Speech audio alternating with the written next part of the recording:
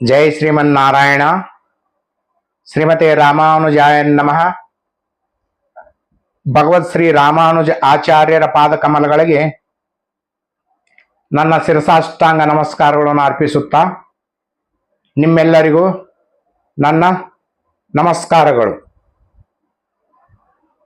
ಹೀಗೆ ರಾಮಾನುಜರು ಗೋಷ್ಠಿ ಪೂರ್ಣರ ಹತ್ರ ಹೋಗಿ ಅಷ್ಟಾಕ್ಷರಿ ಮಂತ್ರ, ದ್ವಯಮಂತ್ರ ಮತ್ತು ಚರ್ಮ ಶ್ಲೋಕಗಳನ್ನು ತಿಳಿದುಕೊಂಡು ಅದನ್ನ ಎಲ್ಲರಿಗೂ ತಿಳಿಸಿದಾಗ ಗುರುಗಳು ಕೋಪಗೊಂಡು ಕೊನೆಗೆ ರಾಮಾನುಜರ ಅವರ ಒಂದು ಗುಣ, ವ್ಯಕ್ತಿತ್ವ ನೋಡಿ ಅವರಿಗೆ ಬಹಳ ಆಶ್ಚರ್ಯ ಆಗುತ್ತೆ. ಹಾಗೆ ರಾಮಾನುಜರನ್ನು ಅವರು ಬಹಳ ಸಂತೋಷದಿಂದ ಇದು ಮಾಡ್ತಾರೆ. ಯಾಕಂದ್ರೆ ಈ ಗೌಪ್ಯ ಮಂತ್ರಗಳನ್ನು ಯಾರಿಗೂ ಹೇಳಬಾರಂತ ವಚನ ಕೊಟ್ಟರು, ಇವ್ರು ಹೇಳಿದಾರಲ್ಲ ಅಂತೇಳಿ ಒಂದು ಕಡೆ ಕೋಪ ಆದ್ರೆ ಒಂದು ಕಡೆ ಸಂತೋಷ, ಅವ್ರಿಗೆಲ್ಲರಿಗೂ ಹೇಳಿ ಎಲ್ಲರನ್ನು ಸ್ವರ್ಗಕ್ಕೆ ಕಳಿಸಿದಾರಲ್ಲ ಅಂತೇಳಿ. ಈ ರೀತಿಯಾಗಿ ಈ ರಾಮಾನುಜರಲ್ಲಿ ಯಾವುದೇ ವಿಷಯ ಇರೋದಿಲ್ಲ, ಇವರು ಎಲ್ಲರಿಗೂ ತಿಳಿಸುತ್ತಾರೆ. ಒಳ್ಳೆಯ ಗುಣ ಇದೆ ಇವರಲ್ಲಿ, ಯಾವುದನ್ನು ಮುಚ್ಚುಮರೆ ಇಲ್ಲದೆ ಇವರು ಧೈರ್ಯವಾಗಿ ಎಲ್ಲವನ್ನು ಇವರು ಮಾಡ್ತಾರೆ ಅಂತಕ್ಕಂಥ ಒಂದು ಭಾವನೆ ಗೋಷ್ಠಿ ಪೂರ್ಣರಲ್ಲಿ ಬರುತ್ತೆ. ಅವಾಗ ಗೋಷ್ಠಿ ಪೂರ್ಣರು ಏನ್ ಮಾಡ್ತಾರಂದ್ರೆ ರಾಮಾನುಜರಿಗೆ ಎಂಬೆರ್ ಮಾನಾರ್ ಅಂತಕ್ಕಂಥ ಬಿರುದು ಕೊಡುತ್ತಾರೆ. ನೋಡಿ, ಆ ಮಂತ್ರಗಳನ್ನು ಕೊಟ್ಟಿದ್ದಲ್ಲದೆ ಅವರ ಒಂದು ಗುಣಕ್ಕೆ ಒಂದು ಬೆಲೆ ಕೊಟ್ಟು ಬಿರುದನ್ನು ಕೊಡ್ತಾರೆ, ಎಂಬೆರ್ ಮಾನಾರ್ ಅಂತೇಳಿ. ಅದಕ್ಕೆ ರಾಮಾನುಜರಿಗೆ, ಭಗವತ್ ಶ್ರೀ ರಾಮಾನುಜ ಆಚಾರ್ಯರಿಗೆ ಎಂಬೆರ್ ಮಾನಾರ್ ಅಂತೇಳಿ ಕರೀತಾರೆ. ಇದು ಗೋಷ್ಠಿ ಪೂರ್ಣರು ಕೊಟ್ಟಿರ್ತಕ್ಕಂಥ ಬಿರುದು. ಈ ಗೋಷ್ಠಿ ಪೂರ್ಣರಿಗೆ ಬಿರುದು ಕೊಟ್ಟಿದ್ದಲ್ದಾನೆ ತಮ್ಮ ಎರಡನೇ ಮಗ ಇರ್ತಾನೆ, ಸೌಮ್ಯ ನಾರಾಯಣ ಅಂತೇಳಿ. ಈ ಸೌಮ್ಯ ನಾರಾಯಣರನ್ನು ರಾಮಾನುಜರ ಶಿಷ್ಯರನ್ನಾಗಿ ಸ್ವೀಕಾರ ಮಾಡಲು ಕೇಳಿಕೊಳ್ತಾರೆ. ನೋಡಿ, ಈ ಗೋಷ್ಠಿ ಪೂರ್ಣರು ಗುರುಗಳು ರಾಮಾನುಜರಿಗೆ, ಆ ಗುರುಗಳ ಮಗ ರಾಮಾನುಜರ ಶಿಷ್ಯ ಆಗ್ಬೇಕಂತೆ. ಎಷ್ಟೊಂದು ಪರಿವರ್ತನೆ ಆಗ್ತಾ ಇದೆ ನೋಡಿ ಜನರಲ್ಲಿ, ಮತ್ತು ತಿಳುವಳಿಕೆ ನೋಡಿ. ಅವರು ಆ ಗುರುಗಳು ಗೋಷ್ಠಿ ಪೂರ್ಣರು ಅವರು ವೇದ ಪಂಡಿತರು, ಎಲ್ಲ ತಿಳಿದವರು, ಕಲಿತವರು, ಆ ವೇದ ಪಂಡಿತರು, ಆ ಪಂಡಿತೋತ್ತಮರೇ ತಮ್ಮ ಮಗನನ್ನು ಸೌಮ್ಯ ನಾರಾಯಣನನ್ನು ಶಿಷ್ಯನನ್ನಾಗಿ ಸ್ವೀಕಾರ ಮಾಡಲು ರಾಮಾನುಜರಿಗೆ ತಿಳಿಸುತ್ತಾರೆ. ರಾಮಾನುಜರಿಗೆ ಬಹಳ ಸಂತೋಷ ಆಗುತ್ತೆ. ಸಂತೋಷ ಆಗಿ ರಾಮಾನುಜರು ಆ ಗೋಷ್ಠಿ ಪೂರ್ಣರ ಮಗ ಸೌಮ್ಯ ನಾರಾಯಣನನ್ನು ಸಹ ಶಿಷ್ಯನನ್ನಾಗಿ ಸ್ವೀಕಾರ ಮಾಡಿಕೊಳ್ತಾರೆ. ನೋಡಿ, ಈ ರೀತಿಯಾಗಿ ಶಿಷ್ಯ ಬಳಗ ಬೆಳೀತಾ ಹೋಗುತ್ತೆ. ಹೀಗೆ ಬೆಳೀತಾ ಹೋಗ್ಬೇಕಾದ್ರೆ ಇವರು ಶ್ರೀರಂಗ ಬರ್ತಾರೆ. ಬಂದು ಯಥಾ ಪ್ರಕಾರ ಸೇವೆ ನಡೀತಾ ಇರ್ತದೆ. ನಡೀತಾ ಇರಬೇಕಾದ್ರೆ ಈ ಕೂರೇಶಿಗೆ ಒಂದು ಆಸೆ ಹುಟ್ಟುತ್ತೆ. ಏನಂದ್ರೆ, ನಾನು ಚರ್ಮ ಶ್ಲೋಕ ಕಲಿಬೇಕು. ಹೋಗಿ ಹೇಳ್ತಾರೆ, ರಾಮಾನುಜ ಆಚಾರ್ಯರ ಹತ್ರ ಹೋಗಿ ಕೇಳ್ಕೊತಾರೆ, ಗುರುಗಳೇ, ಸ್ವಾಮೀಜಿ ನನಗೂ ಚರ್ಮ ಶ್ಲೋಕ ಹೇಳಿ, ನನಗೂ ಮಂತ್ರ ಉಪದೇಶ ಮಾಡಿ, ನನಗೂ ತಿಳಿಸಿ ಅಂತ ಹೇಳಿ. ಅವಾಗಂತಾರೆ, ನಾನು 18 ಸಲ ಹೋಗಿ ಬಂದಿದ್ದೀನಿ ಗೋಷ್ಠಿ ಪೂರ್ಣರ ಹತ್ರ. ಅಷ್ಟು ಕಷ್ಟಪಟ್ಟ ಮೇಲೆ ನನಗೆ ಅವರು ಮಂತ್ರೋಚ್ಚಾರಣೆ ಮಾಡಿದ್ದಾರೆ, ನನಗೆ ಮಂತ್ರ ತಿಳಿಸಿದ್ದಾರೆ, ಆ ಗೌಪ್ಯ ಮಂತ್ರವನ್ನು. ಅಷ್ಟು ಸುಲಭವಾಗಿ ಇದು ಸಿಗುವುದಿಲ್ಲ. ನೀನು ಒಂದು ಕೆಲಸ ಮಾಡಬೇಕು. 60 ವರ್ಷ ಅಂದ್ರೆ 1 ಸಂವತ್ಸರ, 60 ವರ್ಷ ನೀನು ಗುರುಗಳ ಸೇವೆ ಮಾಡಿದ್ದೆ ಆದರೆ ನಾನು ನಿನಗೆ ಈ ಮಂತ್ರವನ್ನು ಉಪದೇಶ ಮಾಡ್ತೇನೆ, ಮಂತ್ರೋಪದೇಶ ಮಾಡ್ತೇನೆ ನಿನಗೆ ಅಂತೇಳಿ ರಾಮಾನುಜ ಆಚಾರ್ಯರು ಕೂರೇಶ್ ಅವರಿಗೆ ಹೇಳ್ತಾರೆ. ಆ ಕೂರೇಶ್ ಅಂತಾರೆ, ಅಲ್ಲ ಸ್ವಾಮಿ, 60 ವರ್ಷ ಅಂದ್ರೆ ನಾನು ಇರ್ತೀನೋ ಇಲ್ವೋ ಅಷ್ಟು ವರ್ಷ, ಯಾವಾಗ ಹೋಗ್ತೀನೋ ಏನೋ, ಆ ಅದೇ ಗ್ಯಾರಂಟಿ ಇಲ್ಲ. ನನ್ನ ಜೀವನದ ದೀಪ ಅಂದ್ರೆ ನನಗೆ ಯಾವಾಗ ಮರಣ ಬರುತ್ತೆ, ಯಾವಾಗ ನಾರಾಯಣ ಪಾದ ಸೇರ್ತೇನೆ ಅಂತೇಳಿ ಅನ್ನೋದೇ ನನಗೆ ಗೊತ್ತಿಲ್ಲ. ಅಷ್ಟು ವರ್ಷ ಕಾಲ ನಾನು ಹೇಗೆ ಕಾಯಲಿಕ್ಕೆ ಸಾಧ್ಯ ಸ್ವಾಮಿ? ಬೇರೆ ದಾರಿ ಏನಾದರೂ ಇದೆಯಾ ಅಂತ ಹೇಳ್ತಾರೆ. ಈ ಕೆಲವೊಂದು ಮಾರ್ಗಗಳಿರ್ತಾವ ನೋಡಿ, ಟೊಂಗೆಗಳು, ಚಿಕ್ಕ ಚಿಕ್ಕ ಮಾರ್ಗಗಳು. ಆ ತರ ಏನಾದರೂ ಮಾರ್ಗ ಇದೆಯಾ? ಬೇರೆಗೆ ಮಾರ್ಗ, ಸರಳವಾದ ಮಾರ್ಗ ಇದ್ರೆ ತಿಳಿಸಿ ಸ್ವಾಮಿ, ನಾನು ಅದನ್ನು ಮಾಡ್ತೇನೆ. ಸರಿ, ಹಾಗಾದ್ರೆ ಒಂದು ಮಾರ್ಗ ಇದೆ, ಅದನ್ನು ನೀನು ಮಾಡಿದ್ದೆ ಆದರೆ ನಿನಗೆ ನಾನು ಈ ಚರ್ಮ ಶ್ಲೋಕ ಹೇಳ್ತೇನೆ, ತಿಳಿಸ್ಕೊಡ್ತೇನೆ ಅಂತ ಹೇಳ್ತಾರೆ. ಅವಾಗ ಸರಿ ಗುರುಗಳೇ, ಸ್ವಾಮೀಜಿ ಯಾವ್ದಾದ್ರು ಮಾರ್ಗ ಹೇಳಿ ನನಗೆ, ಸಂಕ್ಷಿಪ್ತವಾದ ದಾರಿ ತೋರಿಸಿ ಅಂದಾಗ ಅವಾಗಂತಾರೆ, ನೀನು 30 ದಿವಸ, 1 ಮಾಸ, 1 ತಿಂಗಳು ನೀನು ಉಪವಾಸ ಮಾಡಿ ಗುರು ಸೇವೆ ಮಾಡಿದ್ದೆ ಆದರೆ ನಾನು ನಿನಗೆ ಈ ಮಂತ್ರ ಹೇಳಿಕೊಡ್ತೇನೆ ಅಂತ ಹೇಳ್ತಾರೆ. ಸರಿ ಅಂತೇಳಿ ಬಹಳ ನೇಮ ನಿಷ್ಠೆಯಿಂದ ಭಕ್ತಿಯಿಂದ ಉಪವಾಸ ಮಾಡ್ತಾರೆ. 1 ತಿಂಗಳು ಸತತವಾಗಿ ಉಪವಾಸ ಮಾಡಿ ಗುರು ಸೇವೆ ಮಾಡ್ತಾರೆ. ಆ ಗುರು ಸೇವೆ ಮಾಡಿದ ತಕ್ಷಣ 1 ತಿಂಗಳಾಗತ್ತೆ. ಅವಾಗ ರಾಮಾನುಜರ್ಗೆ ಅನಿಸುತ್ತೆ, ಬಹಳ ಶ್ರದ್ಧೆಯಿಂದ ಮಾಡಿದ್ದಾನೆ ಕೂರೇಶಿ, ಇವನಿಗೆ ತಿಳಿಸ್ಲೇಬೇಕು ಅಂತೇಳಿ ಅವಾಗ ಏನ್ ಮಾಡ್ತಾರಂದ್ರೆ, ಕೂರೇಶಿಗೆ ಈ ಚರ್ಮ ಶ್ಲೋಕ ಮಂತ್ರ ಏನು ಕೇಳಿರ್ತಾನೆ ಅದನ್ನ ಆ ಕೂರೇಶಿಗೆ ತಿಳಿಸ್ತಾರೆ ರಾಮಾನುಜರು. ಮಂತ್ರೋಪದೇಶ ಮಾಡ್ತಾರೆ, ಈ ಚರ್ಮ ಶ್ಲೋಕವನ್ನು ಹೇಳ್ತಾರೆ. ಹೇಳಿ ಆದ್ಮೇಲೆ ಕೂರೇಶಿಗೆ ಬಹಳ ಸಂತೋಷ ಆಗುತ್ತೆ, ತಿಳ್ಕೊಂತಾನಲ್ಲ. ತಿಳ್ಕೊಂಡ ಮೇಲೆ ಈ ದಾಶರಥಿ ಮನದಲ್ಲಿ ಒಂದು ಹುಟ್ಟುತ್ತೆ, ನಾನು ಯಾಕೆ ಕಲಿಬಾರದು? ನಾನು ಮೊದಲನೇ ಶಿಷ್ಯ ರಾಮಾನುಜರಿಗೆ, ಅವರು ಕೂರೇಶಿಗೆ ಹೇಳಿದ್ದಾರಂದ ಮೇಲೆ ನನಗೂ ಹೇಳಬಹುದಲ್ಲ ಅಂತೇಳಿ ಹೋಗಿ ರಾಮಾನುಜರಿಗೆ ಬೇಡಿಕೊಳ್ತಾರೆ ದಾಶರಥಿಯವರು. ನೋಡಿ, ಅವಾಗಂತಾರೆ ದಾಶರಥಿ, ನೋಡಪ್ಪ, ನಾನು ನಿನಗೆ ಈ ಮಂತ್ರ ಉಪದೇಶ ಮಾಡುವುದಿಲ್ಲ. ನೀನು ನನ್ನ ಗುರುಗಳಾದಂಥ ಗೋಷ್ಠಿ ಪೂರ್ಣರೇನು ನನಗೆ ಹೇಳಿದಾರಲ್ಲ, ಅವರ ಹತ್ರನೇ ಹೋಗು, ನೀನು ಅವರಲ್ಲೇ ನೀನು ತಿಳಿದುಕೋ, ಅಲ್ಲೇ ಅವರು ಕಲಿಸ್ತಾರೆ ನಿನಗೆ, ಹೋಗು ಅಂತೇಳಿ ಹೇಳ್ತಾರೆ. ಬೇರೆ ದಾರಿ ಇಲ್ಲ, ಗುರುಗಳ ಆಜ್ಞೆ, ಗುರುಗಳು ಹೇಳಿದ್ದಾರೆ ಅಂದಮೇಲೆ ಹೋಗ್ಲೇಬೇಕು. ಹೋಗ್ತಾರೆ, ಗೋಷ್ಠಿಪುರಕ್ಕೆ ಹೋಗ್ತಾರೆ. ಗೋಷ್ಠಿ ಪೂರ್ಣರ ಹತ್ರ ಹೋಗಿ, ಸ್ವಾಮಿ ನನಗೆ ಮಂತ್ರ ಹೇಳಿಕೊಡಿ, ಹೀಗೆ ರಾಮಾನುಜ ಆಚಾರ್ಯರು ನಮ್ಮ ಗುರುಗಳು ಕಳಿಸಿದ್ದಾರೆ, ನಿಮ್ಮ ಹತ್ರ ಹೋಗಿ ತಿಳ್ಕೊ, ಈ ಮಂತ್ರವನ್ನು ಕಲ್ತ್ಕೊಂಬ ಅಂತೇಳಿ. ಸರಿ, ಹಾಗಾದ್ರೆ ನಾನು ತಿಳಿಸ್ತೇನೆ, ಸೇವೆ ಮಾಡು ಅಂತೇಳಿ ಸತತವಾಗಿ 6 ತಿಂಗಳು ಸೇವೆ ಮಾಡಿಸ್ಕೊಳ್ತಾರೆ. ಯಾರೋ ದಾಶರಥಿಯವ್ರನ್ನು ದುಡಿಸ್ಕೊಳ್ತಾರೆ ಅಲ್ಲಿ. ಯಾಕಂದ್ರೆ ಮಂತ್ರ ಅಷ್ಟು ಸುಲಭವಾಗಿ ಸಿಗ್ತಾ ಇದ್ದಿಲ್ಲ ಆಗಿನ ಕಾಲದಲ್ಲಿ. ಈ ಶಿಷ್ಯರಾದವರು ಗುರುಗಳ ಸೇವೆ ಮಾಡಲೇಬೇಕು, ಅವರು ಹೇಳಿದ್ದನ್ನು ಕೇಳಲೇಬೇಕು. ಅದೇ ರೀತಿ ರಾಮಾನುಜ ಆಚಾರ್ಯರು ಸಹ ಸೇವೆ ಮಾಡೇ ಬಂದವರಲ್ಲ, ಯಾದವ ಪ್ರಕಾಶರ ಸೇವೆ ಮಾಡೇ ಬಂದವರು ಇವರು. ಹೀಗೆ ಈ ದಾಶರಥಿ ಗೋಷ್ಠಿ ಪೂರ್ಣರ ಸೇವೆ ಮಾಡ್ತಾ ಮಾಡ್ತಾ ಮಾಡ್ತಾ 6 ಮಾಸಗಳು, 6 ತಿಂಗಳುಗಳು ಕಳೀತವೆ.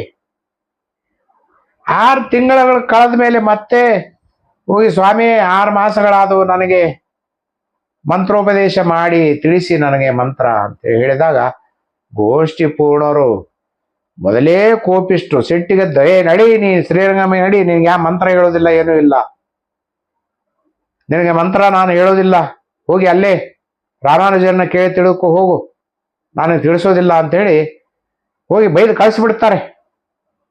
ಪಾಪ ದಾಶರಥಿ ನೋಡಿ 6 ತಿಂಗಳ ಗುರುಗಳ ಸೇವೆ ಮಾಡಿ ಆದರೂ ವ್ಯರ್ಥ ಆಯ್ತಲ್ಲ ಅಂತೇಳಿ ಬೇಜಾರು ಮಾಡಿಕೊಂಡು ಶ್ರೀರಂಗಮ್ಮಗೆ ಮರಳ್ತಾರೆ, ವಾಪಸ್ ಬರ್ತಾರೆ. ಬಂದು ರಾಮಾನುಜರನ್ನ ಬೇಡ್ಕೊಳ್ತಾರೆ, ಅಂಗಲಾಚ್ಕೊಳ್ತಾರೆ, ಸ್ವಾಮಿ ನೀವೇ ನನಗೆ ಮಂತ್ರೋಪದೇಶ ಮಾಡಿ ಅಂತೇಳಿ.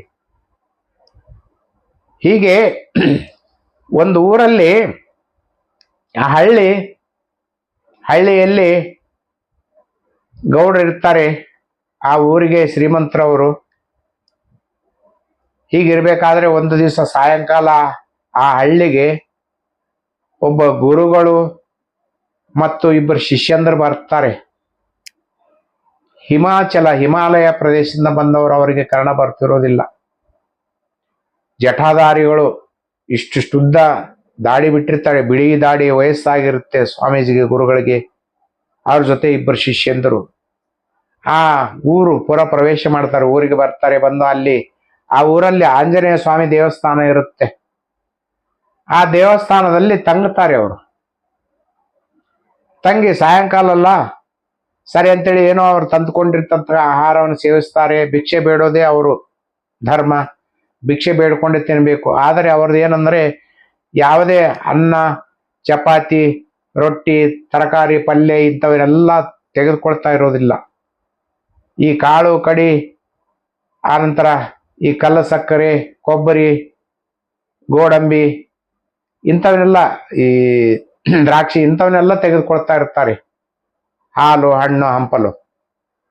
ಹೀಗಾಗಿ ಅವರು ತಂದಿರ್ತಕ್ಕಂಥ ಕೆಲವೊಂದು ಆಹಾರವನ್ನು ಸೇವಿಸ್ಕೊಂಡು ಆ ರಾತ್ರಿ ಅಲ್ಲೇ ದೇವಸ್ಥಾನದಲ್ಲಿ, ಆಂಜನೇಯ ಸ್ವಾಮಿ ದೇವಸ್ಥಾನದಲ್ಲೇ ಮಲ್ಕೊಂಡು ಬೆಳಗಾಗುತ್ತೆ. ಬೆಳಗಾದ್ಮೇಲೆ ನಸಿಕಿನಲ್ಲಿ ಜಾವದಲ್ಲಿ ಎದ್ದು ಆ ಊರಿನ ಮುಂದೆ ಒಂದು ಹಳ್ಳ ಇರುತ್ತೆ. ಹಳ್ಳದಲ್ಲಿ ಹೋಗಿ ಸ್ನಾನಾದಿಗಳನ್ನು ಮುಗಿಸಿಕೊಂಡು ಬಂದು ಆ ಸ್ವಾಮಿ ಆಂಜನೇಯ ಮಾರುತಿಯ ಸೇವೆ ಮಾಡಿ ಅಲ್ಲೇ ಇರ್ತಾರೆ. ಇದ್ದು ಆ ಇಬ್ಬರು ಶಿಷ್ಯಂದರಿಗೆ ಹೇಳ್ತಾರೆ, ಹೋಗಿ ಊರಲ್ಲಿ ಹೋಗಿ ಏನಾದರೂ ಭಿಕ್ಷೆ ತಗೊಂಡು ಬನ್ನಿಪ್ಪ, ಬೆಳಗಿನ ಜಾವದಲ್ಲಿ ನಮಗೆ ಆಹಾರ ಯಾವುದು ಇಲ್ಲ ಅಂತ ಹೇಳಿ ಇಬ್ಬರು ಶಿಷ್ಯಂದರನ್ನ ಊರೊಳಗೆ ಕಳಿಸ್ತಾರೆ ಸ್ವಾಮೀಜಿ.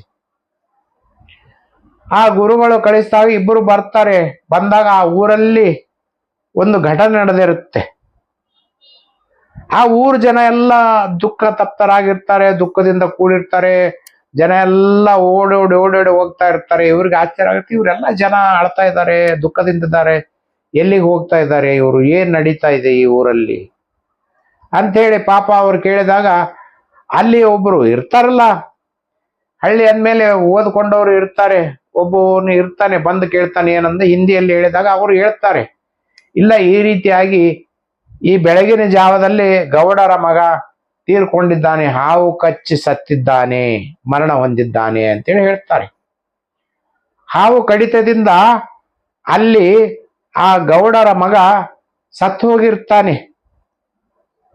ಅವಾಗ ಆ ಶಿಷ್ಯಂದ್ರಿಗೆ ಗೊತ್ತಾಗುತ್ತೆ. ಗೊತ್ತಾದಾಗ ಇನ್ನು ಅಲ್ಲಿ ಅವರು ಭಿಕ್ಷೆ ತಗೊಳ್ಳೋದಿಲ್ಲ. ಅವ್ರದ್ದು ಏನಂದ್ರೆ ಉದ್ದೇಶ, ಯಾವುದೇ ಹಳ್ಳಿಯಲ್ಲಿ ಹೋದಾಗ ಯಾರಾದರೂ ತೀರ್ಕೊಂಡ್ರೆ, ಸತ್ತರೆ, ಮರಣ ಹೊಂದಿದರೆ ಅವರ ಶವ ಸಂಸ್ಕಾರ ಮುಗಿಯೋವರೆಗೂ ಸಹ ಅವರು ನೀರನ್ನಾಗಲಿ ಆಹಾರವನ್ನಾಗಲಿ ಮುಟ್ಟುವುದಿಲ್ಲ.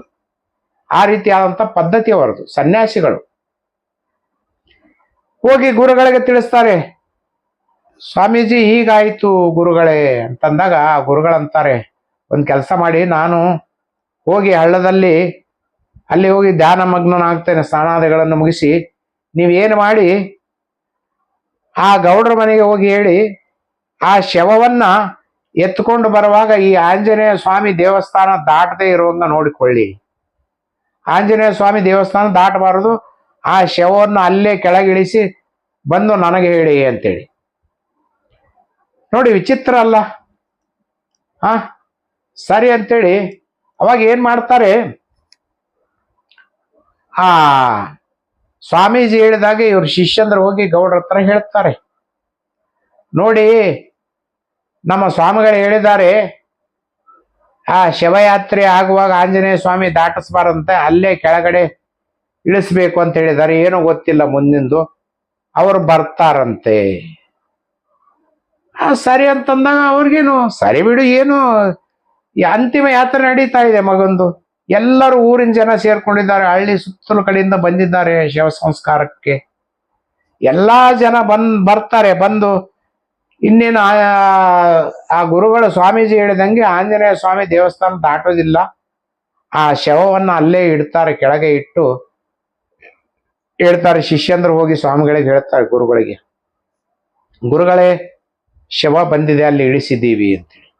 ಅವಾಗ ಅವ್ರು ಬರ್ತಾರೆ, ಮಡಿಯಲ್ಲಿ ಬರ್ತಾರೆ, ಕಮಂಡಲ ಹಿಡಿದುಕೊಂಡು, ಒಳ್ಳೆ ಕಟ್ಟುಮಸ್ತಾದ ಹಾಳು, ಮುಖದಲ್ಲಿ ಒಳ್ಳೆಯ ಕಳೆ, ಆ ಕಣ್ಣುಗಳ ತೇಜಸ್ಸು, ಮುಖದಲ್ಲಿ ತೇಜಸ್ಸು, ಕಪನಿ ಹಾಕೊಂಡು ಬರ್ತಾರೆ.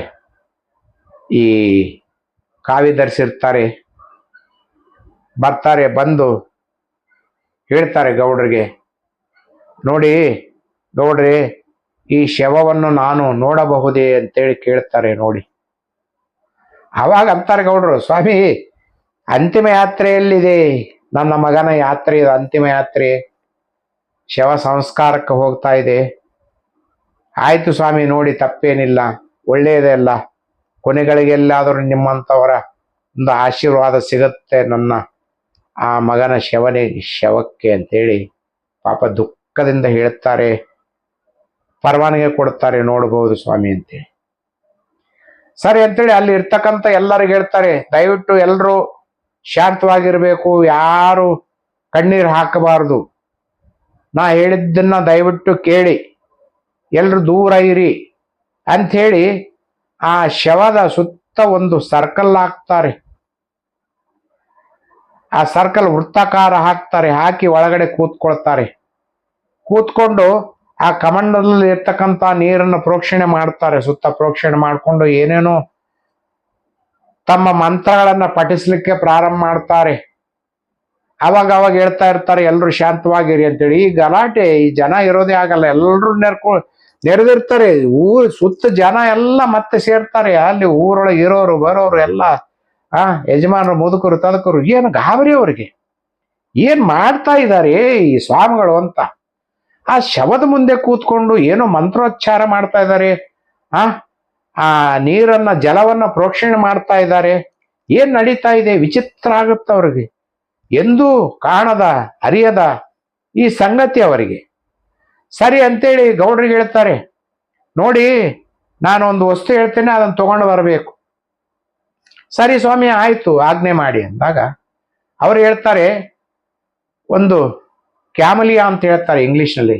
ಕ್ಯಾಮಲಿಯಾನ್ ಅಂದ್ರೆ ಓತಿಕ್ಯಾತ, ಗಿರಿಗಿಟ್ ಅಂತೇಳಿ ಹೇಳ್ತೀವಲ್ಲ, ಈ ಓತಿಕ್ಯಾತನ ಹಿಡ್ಕೊಂಡ್ ಬರ್ಲಿಕ್ಕೆ ಹೇಳ್ತಾರೆ. ಒಂದು ದೊಡ್ಡದಾದ ಓತಿಕ್ಯಾತ ಹಿಡ್ಕೊಂಡ್ ಬನ್ನಿ ಅಂತೇಳಿ. ಹಳ್ಳಿ ಜನ ಮೊದಲೇ ಕೇಳ್ತೀರಾ, 4 ದಿಕ್ಕಿಗೆ ಒಬ್ಬೊಬ್ರು ಹೋಗ್ತಾರೆ. ಹೋಗಿ ಗಿಡ ಹತ್ತಿ ನೋಡಿ, ಅಲ್ಲಿ ಇಲ್ಲಿ ನೋಡಿ ಆ ಒಂದು ದೊಡ್ಡದಾದ ಓತಿಕ್ಯಾತವನ್ನು ಹಿಡ್ಕೊಂಡು ಬರ್ತಾರೆ. ಹಿಡ್ಕೊಂಡು ಬಂದಾಗ ಇವ್ರೇನ್ ಮಾಡ್ತಾರೆ, ಒಳಗಡೆ ಬರಬೇಡಿ, ಅಲ್ಲೇ ಇರಿ ಅಂತ ಹೇಳ್ತಾರೆ. ಆ ಸರ್ಕಲ್ ಏನ್ ಹಾಕಿರ್ತಾರೆ ವೃತ್ತಾಕಾರದ ಒಳಗೆ ಅವ್ರು ಬಿಡೋದಿಲ್ಲ. ಸ್ವಲ್ಪ ಗೆರೆ ಹಾಕಿರ್ತಾರಲ್ಲ, ಸ್ವಲ್ಪ ಸರಿಸ್ತಾರೆ, ದಾರಿ ಮಾಡ್ತಾರೆ. ದಾರಿ ಮಾಡಿ ಅದನ್ನು ಓತಿಕ್ಯಾತ ಬಿಡು ಅಂತ ಹೇಳ್ತಾರೆ. ಅದಕ್ಕೆ ಬಿಟ್ಟಾಗ ಅದಕ್ಕೆ ಒಂದು ಜಲಪ್ರೋಕ್ಷಣೆ ಮಾಡ್ತಾರೆ, ಮಂತ್ರ ಹಾಕ್ತಾರೆ, ಅದು ಒಳಗಡೆ ಬರುತ್ತೆ. ಬಂದಾಗ ಮತ್ತೆ ಆ ಗೆರೆಯನ್ನು ಪೂರ್ಣ ಮಾಡ್ತಾರೆ. ದಾರಿ ಬಿಟ್ಕೊಂಡಿರ್ತಾರ, ಅದನ್ನ ಮತ್ತೆ ಗೆರೆ ಹಾಕೊಳ್ತಾರೆ. ಹಾಕೊಂಡು ಅದಕ್ಕೆ ಏನೇನೋ ಹೇಳ್ತಿರ್ತಾರೆ. ಎಲ್ಲರೂ ಗಾಬರಿಯಾಗಿ ನೋಡ್ತಾರೆ. ಸಂಸ್ಕೃತದಲ್ಲಿ ಶ್ಲೋಕಗಳು ಹೇಳ್ತಾ ಹೇಳ್ತಾ ಹೇಳ್ತಾ ಒಂದು ತಗಡು ತಗೊಳ್ತಾರೆ, ತಾಮ್ರದ ತಗಡದು. ಆ ತಗಡಿನಲ್ಲಿ ಕೆಲವೊಂದು ಬೀಜಾಕ್ಷರಗಳನ್ನ ಬರೀತಾರೆ, ಮಂತ್ರವನ್ನ ಬರೆದು ಅದನ್ನ ಆ ಓತಿಕ್ಯಾತದ ಕೊರಳಿಗೆ ಕಟ್ತಾರೆ. ಕಟ್ಟಿ ಹೇಳ್ತಾರೆ, ಹೋಗು, ನಿನ್ನ ಕೆಲಸ ಮಾಡ್ಕೊಂಡು ಬಾ, ಹೋಗು, ನಿನ್ನ ಕೆಲಸ ಮುಗಿಸ್ಕೊಂಡು ಬಾ ಅಂತ ಹೇಳಿ. ಸರಿ, ಅದೇನ್ ಮಾಡುತ್ತೆ, ಹೋಗುತ್ತೆ, ದಡ ದಡ ದಡ ದಡ ಎಲ್ಲಿ ಎಲ್ಲಿ ಎಲ್ಲಿ ಎಲ್ಲಿ ಹೋಗಿ ಹೋಗಿ ಹೋಗಿ ಹೋಗಿ ಹಿಡ್ಕೊಂಡು ಹಿಡ್ಕೊಂಡು ಹಿಡ್ಕೊಂಡು ಬರ್ತಾ ಇರ್ತದೆ ಹಾವುಗಳನ್ನು. ಒಂದೊಂದಾಗಿ ಹಾವು ಬರ್ತಾ ಇರ್ತವೆ. ಅವಾಗ ಇವ್ರಂತಾರ, ಅಲ್ಲಲ್ಲ, ಇದಲ್ಲ, ಹೋಗು, ನಾನು ಹೇಳಿದನಲ್ಲ ಅದನ್ನೇ ಕರ್ಕೊಂಡು ಬಾ. 2-3 ಹಾವು ಬರ್ತಾವೆ, ವಾಪಸ್ ಕಳಿಸ್ತಾರೆ, ಅಲ್ಲ ಇದಲ್ಲ ಅಂತೇಳಿ. ಕೊನೆಗೆ ಎಷ್ಟೊತ್ತು ಹೋಗುತ್ತದೆ, ಹೋಗಿ ಹೋಗಿ ಹೋಗಿ ಹೋಗಿ ಒಂದು ಹಾವನ್ನ ಹಿಡ್ಕೊಂಡು ಬರುತ್ತೆ. ಅದಕ್ಕೆ ಏನು ಮಂತ್ರ ಹಾಕಿರ್ತಾರೋ, ಅದರಲ್ಲಿ ಏನ್ ಶಕ್ತಿ ಇರ್ತದೋ ನೋಡಿ. ಆ ಗೌಡನ ಮಗನಿಗೆ ಕಚ್ಚಿದಂತ ಹಾವನ್ನ ಅದು ಕರೆದುಕೊಂಡು ಬರ್ತಾ ಇದೆ ದಾರಿಯಲ್ಲಿ. ಅದು ನಿಧಾನಕ್ಕೆ ಬರ್ತಾ ಇದೆ ಹಾವು. ಅವಾಗ ಈ ಗುರುಗಳು ನೋಡ್ತಾರೆ, ನೋಡಿ ಹೇಳ್ತಾರೆ, ಬಾ ಬಾ, ನೀನೇ ಅಲ್ಲ, ಬಾಪ, ಅಷ್ಟೊಂದು ನಿಧಾನಕ್ಕೆ ಯಾಕೆ ಬರ್ತಾ ಇದೀಯಾ ನಾಗರಾಜ, ಬಾ ಅಂತೇಳಿ ಕರೀತಾರೆ. ಕರೆದು ಆ ಓತಿಕ್ಯಾತವನ್ನ ಮತ್ತು ಆ ನಾಗ ಸರ್ಪವನ್ನ ಒಳಗಡೆ ಬಿಟ್ಕೊಳ್ತಾರೆ. ಆ ಒಂದು ವೃತ್ತಾಕಾರದಲ್ಲಿ ಒಳಗಡೆ ಬಿಟ್ಕೊಂಡು ಆ ಓತಿಕ್ಯಾತಕ್ಕೆ ಕಟ್ಟಿರ್ತಕ್ಕಂಥ ತಾಯ್ತ ಏನಿರುತ್ತೆ, ಮಂತ್ರ ಬರೆದು ಬೀಜಾಕ್ಷರಗಳನ್ನು ಬರೆದು ಒಂದು ತಗಡು, ತಾಮ್ರ ತಗಡನ್ನು ಕಟ್ಟಿರ್ತಾರೆ, ಅದನ್ನು ಬಿಚ್ಚುತ್ತಾರೆ. ಬಿಚ್ಚಿ ಆ ಓತಿಕ್ಯಾತವನ್ನು ಕಳಿಸಿಬಿಡುತ್ತಾರೆ. ಕಳಿಸಿ ಹೇಳ್ತಾರೆ ಜನರಿಗೆ, ನೋಡಿ, ಆ ಓತಿಕ್ಯಾತಕ್ಕೆ ಯಾರು ಏನು ಮಾಡಬಾರದು, ಅದಕ್ಕೆ ಹಿಂಸೆ ಕೊಡಬೇಡಿ. ಅದಕ್ಕೆ ಹಿಂಸೆ ಮಾಡಬಾರದು, ಒಳ್ಳೆಯದಲ್ಲ, ಅದನ್ನು ಬಿಟ್ಟು ಬಿಡಿ, ಅದು ತನ್ನ ಪಾಡಿಗೆ ತಾನೇ ಹೋಗುತ್ತೆ, ಅದು ತನ್ನ ಮನೆಗೆ ತಾನು ಸೇರ್ಕೊಳ್ಳುತ್ತೆ, ಯಾರು ಅದಕ್ಕೆ ತೊಂದರೆ ಕೊಡಬೇಡಿ ಅಂತೇಳಿ ಎಲ್ಲರಿಗೂ ಹೇಳಿದಾಗ ಎಲ್ಲರೂ ಅದಕ್ಕೆ ದಾರಿ ಬಿಡ್ತಾರೆ. ಅದು ಓಡೋಗ್ಬಿಡುತ್ತೆ. ಮೊದಲೇ ಓತಿಗೆ ಆತ ಗೊತ್ತಲ್ಲ, ಓಡೋದು, ಹಿಂಗ್ ಹಿಂಗ್ ಹಿಂಗ್ ಹಿಂಗ್ ತಲೆ ಹಾಕೋದು ಅವೆಲ್ಲ ಮಾಡ್ತಾ ಇರ್ತಾವ ನಾಟಕಗಳು. ಸರಿ ಹೋಗುತ್ತೆ. ಹೋದ್ಮೇಲೆ ಹಾವು ಬಂದಿರುತ್ತಲ್ಲ, ಅವಾಗ ಗೌಡ್ರನ್ನ ಕರೀತಾರೆ ಸ್ವಾಮೀಜಿ. ಕರೆದು ಹೇಳ್ತಾರೆ, ನನಗೆ 2 ಮಡಿಕೆ ತುಂಬ ಹಾಲು ಬೇಕು. ಚಿಕ್ಕ ಮಡಿಕೆಯಲ್ಲಿ ಈ ಆಕಳ ಹಾಲನ್ನು, ಫ್ರೆಶ್ ಆಗಿರ್ತಕ್ಕಂಥ ಒಳ್ಳೆಯ ಹಾಲನ್ನು ತೆಗೆದುಕೊಂಡು ಬರ್ಲಿಕ್ಕೆ ಹೇಳ್ತಾರೆ. ಸರಿ ಗೌಡ್ರು, ಅಲ್ಲಿ ಹಳ್ಳಿ, ಅದು ಆಕಳುಗಳೇನು ಕಡಿಮೆ, ಅಲ್ಲಿ ಹೋಗ್ತಾರೆ. ದಡ ದಡ ಹೋಗಿ ಬೇಗ ಒಂದು 2 ಮಡಿಕೆ ತಗೊಂಡು ಆ ಮಡಿಕೆಯಲ್ಲಿ, ಮಣ್ಣಿನ ಮಡಿಕೆಯಲ್ಲಿ 2 ಮಡಿಕೆಯಲ್ಲಿ ಹಾಲನ್ನು ತಗೊಂಡು ಬರ್ತಾರೆ. ಬಂದು ಸ್ವಾಮೀಜಿ ಕೊಡ್ತಾರೆ. ಸ್ವಾಮೀಜಿ ಕೊಟ್ಟಾಗ ಸ್ವಾಮೀಜಿ ಅಲ್ಲಿ ಇಡ್ತಾರೆ. ಇಟ್ಟು ಹೇಳ್ತಾರೆ, ಹಾವಿಗೆ ಏನೇನೋ ಮಂತ್ರಗಳ ಉಚ್ಚಾರಣೆ ಮಾಡಿ ಮಾಡಿ ಹೇಳಿ ಅದಕ್ಕೆ ಮಂತ್ರೋಪದೇಶ ಮಾಡ್ತಾರೆ. ಮಂತ್ರಗಳನ್ನು ಹೇಳಿ ಜಲಪುರೋಕ್ಷಣೆ ಮಾಡಿ, ಸರಿ ನಿನ್ನ ಕೆಲಸ ಮಾಡು ಅಂತ ಹೇಳ್ತಾರೆ. ಅದು ಹೋಗಿ ಎಲ್ಲಿ ಕಚ್ಚಿರುತ್ತಲ್ಲ ಗೌಡನ ಮಗನಿಗೆ, ಅಲ್ಲೇ ಹೋಗಿ ಆ ಕಚ್ಚಿ ಮತ್ತೆ ವಿಷಯವನ್ನೆಲ್ಲ ಹೀರ್ಕೊಳ್ಳುತ್ತೆ. ನೋಡಿ ಹೇಗಿದೆ ಇದು. ಆ ಸ್ವಾಮೀಜಿ ಗುರು ಹೇಳಿದಂಗೆಲ್ಲ ಇದು ಹೇಳ್ಕೊಂಬಂದು ಏನ್ ಮಾಡ್ತದೆ, ಒಂದು ಮಡಿಕೆಯಲ್ಲಿ ಹಾಲಲ್ಲಿ ಆ ವಿಷವನ್ನು ಬಿಡುತ್ತದೆ. ಸ್ವಾಮೀಜಿ ಹೇಳ್ತಾರೆ, ಇಲ್ಲಿ ಬಿಡು ಅಂತೇಳಿ. ಆ ಮಡಿಕೆಯಲ್ಲಿ ಆ ವಿಷವನ್ನ ಬಿಡುತ್ತದೆ. ಬಿಟ್ಟಾಗ ಆ ಮಡಿಕೆಯಲ್ಲಿ ಇರ್ತಕ್ಕಂಥ ಹಾಲು ಏನು ಇರ್ತದೆ ಅದು ವಿಷವಾಗಿ ಪರಿವರ್ತನೆ ಆಗ್ತದೆ, ಹಸಿರಾಗಿ ಪರಿವರ್ತನೆ ಆಗ್ತದೆ. ಅವಾಗ ತೋರಿಸ್ತಾರೆ, ನೋಡಿ ಇದು ವಿಷ ಇಲ್ಲಿ ಬಿಟ್ಟಿದೆ, ಸರಿ ಅಂತೇಳಿ. ನೋಡು ನಾಗರಾಜ, ನೀನು ಮಾಡಿದ್ದು ತಪ್ಪು, ಇನ್ನು ಈ ವ್ಯಕ್ತಿಯ ಆಯುಷ್ ಗಟ್ಟಿ ಇದೆ, ಹೀಗೆ ಇವನನ್ನ ನೀನು ಕಚ್ಚಬಾರ್ದಾಗಿತ್ತು, ತಪ್ಪು ಮಾಡಿದ್ದೆ, ಇನ್ನು ಮೇಲೆ ಈ ತಪ್ಪು ಮಾಡಬೇಡ ಅಂತ ಹೇಳಿ ಆ ಇನ್ನೊಂದು ಮಡಿಕೆಯಲ್ಲಿ ಇರ್ತಕ್ಕಂಥ ಹಾಲನ್ನ ಏನ್ ಮಾಡ್ತಾರೆ, ಆ ಹಾವಿಗೆ ಕುಡಿಸ್ತಾರೆ. ಕುಡಿಸಿ ಕಳಿಸ್ತಾರೆ. ಹಾವನ್ನ ಕಳಿಸ್ಕೊಟ್ಟಾಗ ಹೇಳ್ತಾರೆ ಜನರಿಗೆ, ನೋಡಿ ನೀವು ಈ ಹಾವನ್ನ ಹಿಂಸಿಸಬೇಡಿ, ಶಿಕ್ಷಿಸಬೇಡಿ, ಹೊಡಿಬೇಡಿ. ಅಕಸ್ಮಾತ್ ನೀವು ಹಾವನ್ನ ಹಿಂಸಿಸಿದ್ದೇ ಆದರೆ, ಶಿಕ್ಷೆಗೆ ಒಳಪಡಿಸಿದ್ದಾದರೆ ಈ ಗೌಡನ ಮಗನಿಗೆ ತೊಂದರೆ ಆಗ್ತದೆ ಅಂತೇಳಿ ಹೇಳ್ತಾರೆ. ಹೇಳಿದಾಗ ಅವ್ರಿಗೆಲ್ಲರಿಗೂ ಗಾಬರಿ ಆಗ್ತದೆ. ಸರಿಯಪ್ಪ, ಗೌಡ ಮಗ ಬದುಕೋದೆ ಒಳ್ಳೆಯದಲ್ಲ, ನಾವ್ಯಾಕೆ ಇದು ಮಾಡ್ಬೇಕಂತೇಳಿ ಅವಾಗ ಆ ಹಾವೇನು ಹೋಗುತ್ತಲ್ಲ, ಹೋದ ಮೇಲೆ ಮತ್ತೆ ಕೆಲವೊಂದು ಮಂತ್ರಗಳ ಪಠಣ ಆಗುತ್ತೆ. ಪಠಣ ಆದ್ಮೇಲೆ ಆ ಗೌಡರ ಮಗ ಎದ್ದು ಕೂತ್ಕೊಳ್ತಾನೆ. ಎದ್ದು ಕೂತ್ಕೊಂಡಾಗ ಅಲ್ಲಿ ಇರ್ತಕ್ಕಂಥ ಜನರು ಬೇಡ, ಕೆಲವೊಬ್ಬರು ಓಡಿ ಹೋಗ್ಬಿಡ್ತಾರೆ, ಅಯ್ಯೋ ದೆವ್ವ ದೆವ್ವ ದೆವ್ವ ಅಂತೇಳಿ. ಅವಾಗ ಸ್ವಾಮೀಜಿ ಅಂತಾರೆ, ಅಲ್ಲ ದೆವ್ವ ಅಲ್ಲ, ಸಾಕ್ಷಾತ್ ನಿಮ್ಮ ಗೌಡರ ಮಗಪ್ಪ ಎದ್ದು ಕೂತ್ಕೊಂಡಿದ್ದಾರೆ ಅಂತೇಳಿ ಎಲ್ಲ ಬಟ್ಟೆ ಎಲ್ಲ ತೆಗೆದುಬಿಟ್ಟು ಆ ಏನು ಚಟ ತಂದಿರ್ತಾರೆ ಅದನ್ನೆಲ್ಲ ತೆಗೆದು ಅವರನ್ನು ಕೂಡಿಸಿ ಮತ್ತೆ ಕೆಲವು ಮಂತ್ರಗಳನ್ನು ಹೇಳಿ ಅವರ ತಲೆ ಮೇಲೆ ಈ ಅಕ್ಷತೆಯನ್ನು ಹಾಕಿ ಅವರನ್ನ ಜೀವಂತವಾಗಿ ಮಾಡ್ತಾರೆ. ನೋಡಿ, ಆ ಹೆಣವಾಗಿದ್ದಂಥ ಆ ಗೌಡರ ಮಗ ಜೀವಂತ ಆಗಿ ಮರುಜನ್ಮ ಪಡೀತಾನೆ. ಹೀಗೆ ಆಗುತ್ತೆ. ಆದ್ಮೇಲೆ ಎಲ್ಲರೂ ಆ ಸ್ವಾಮೀಜಿಗೆ ಘೋಷಣೆ ಕೂಗ್ತಾರೆ, ಜೈ ಸ್ವಾಮೀಜಿ ಜೈ ಸ್ವಾಮೀಜಿ ಅಂತೇಳಿ. ಆವಾಗ ಈ ಸ್ವಾಮಿಗಳು ಹೋಗಿ ಸ್ನಾನಾದಿಗಳನ್ನು ಮಾಡಿ ಆ ದೇವಸ್ಥಾನಕ್ಕೆ ಬರ್ತಾರೆ. ಬಂದಾಗ ಊರಿನ ಜನ ಎಲ್ಲ ಬಂದು ಸೇರ್ತಾರೆ. ಅಲ್ಲಿ ಕೆಲವೊಂದು ಮುಖಂಡರು ಬರ್ತಾರೆ, ಸ್ವಾಮೀಜಿಗೆ ನಮಸ್ಕಾರ ಮಾಡಿ ಕೇಳ್ಕೊಳ್ತಾರೆ, ಸ್ವಾಮಿ ನೀವು ಇನ್ನು ಎಲ್ಲಿ ಹೋಗಬೇಡಿ, ನಮ್ಮಲ್ಲೇ ಇರಿ, ನಾವು ನಿಮಗೆ ಮಠ ಕೊಡ್ತೇವೆ, ಹೊಲ ಕೊಡ್ತೇವೆ, ನಿಮ್ಗೇನ್ ಬೇಕೆಲ್ಲ ಅನುಕೂಲ ಮಾಡಿ ಕೊಡ್ತೇವೆ, ನೀವು ನಮ್ಮ ಹಳ್ಳಿಯಲ್ಲೇ ಇರಿ, ನಮ್ಮ ಜೊತೆಗೆ ಇರಿ, ನಮ್ಮ ಉದ್ಧಾರ ಮಾಡಿ ಅಂತ ಹೇಳ್ತಾರೆ. ಇಲ್ಲ ಇಲ್ಲ, ನಾನು ಒಂದೇ ಕಡೆ ಇರೋನಲ್ಲ, ನಾವೆಲ್ಲ ಯಾತ್ರಿಕರಿದ್ದಾಗ ಸಂಚಾರಿಗಳು, ಸಂಚಾರ ಮಾಡ್ತಾ ಇರ್ತೇವೆ ಅಂತ ಹೇಳ್ತಾರೆ. ಆದ್ರೂ ಬಹಳ ಕೇಳ್ಕೊಂಡಾಗ ಅವಾಗ ಸ್ವಾಮೀಜಿ ಅಂತಾರೆ, ಸರಿ ನೋಡೋಣ, ಬೆಳಗ್ಗೆ ಬನ್ನಿ ವಿಚಾರ ಮಾಡ್ತೀನಿ ಅಂತೇಳಿ ಹೇಳಿ ಕಳಿಸ್ತಾರೆ. ಈ ಜನ ಹೊರಟು ಹೋಗಿ ಬೆಳಗ್ಗೆ ಬಂದು ನೋಡಿದರೆ ಸ್ವಾಮೀಜಿ ಇರಲ್ಲ, ಶಿಷ್ಯಗಳು ಇರಲ್ಲ. ಅಲ್ಲಿ ಎಲ್ಲ ಹುಡುಕ್ತಾರೆ, ಊರೆಲ್ಲ ಹುಡುಕ್ತಾರೆ. 4-5 ಜನಕ್ಕೆ ಗುದ್ರಗಳನ್ನು ಕೊಟ್ಟು ಹಳ್ಳಿಗಳೆಲ್ಲ ಕಳಿಸ್ತಾರೆ, ಹುಡುಕ್ಸಕಿಸ್ತಾರೆ, ಸಿಗೋದೇ ಇಲ್ಲ. ನೋಡಿ, ಆ ಭಗವಂತನ ಲೀಲೆ, ಇಚ್ಛೆ ಅಲ್ಲ. ಆ ಗೌಡನ ಮಗ ಮರಣ ಹೊಂತಾನೆ, ಅವನಿಗೆ ಮರುಜನ್ಮ ಕೊಡ್ಬೇಕಂತ ಹೇಳಿನೇ ಆ ಭಗವಂತ ಶ್ರೀಮನ್ ನಾರಾಯಣ ಆ ಗುರುಗಳನ್ನು ಇಲ್ಲಿ ಕಳಿಸಿದ್ದಂತ ಕಾಣುತ್ತೆ. ನೋಡಿ, ಇದು ಈ ಕಥೆ. ಅಂದರೆ ಈ ದಾನ ಧರ್ಮ ಮಾಡಬೇಕು, ಒಳ್ಳೇದು ಮಾಡಬೇಕು, ದೇವರು ನಮಗೆ ಒಳ್ಳೇದು ಮಾಡ್ತಾನೆ. ಆ ಗೌಡ ದಾನ ಧರ್ಮಾದಿಗಳನ್ನು ಮಾಡ್ತಾ ಇರ್ತಾನೆ. ಆ ಊರ್ ಜನರನ್ನ ತಮ್ಮ ಮಕ್ಕಳಂತೆ ನೋಡ್ತಾ ಇರ್ತಾನೆ. ಎಲ್ಲರಿಗೂ ಅನುಕೂಲ ಮಾಡಿ ಕೊಡ್ತಾ ಇರ್ತಾನೆ. ಬೆಳೆ ಬೆಳೆದೇ ಇದ್ರು ಎಲ್ಲರಿಗೂ ಪಾಪ ಆಹಾರ ಒದಗಿಸ್ಕೊಡ್ತಾ ಇರ್ತಾನೆ.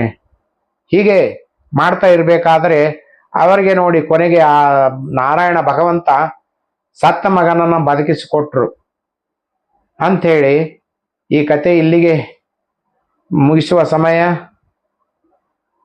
ಈ ಭಾಗ ಇಲ್ಲಿಗೆ ಮುಗಿಯುತ್ತೆ. ಮುಗಿಸೋಣ. ಸರ್ವೇ ಜನಃ ಸುಖಿನೋ ಭವಂತು. ಎಲ್ಲರಿಗೂ ನನ್ನ ನಮಸ್ಕಾರಗಳು.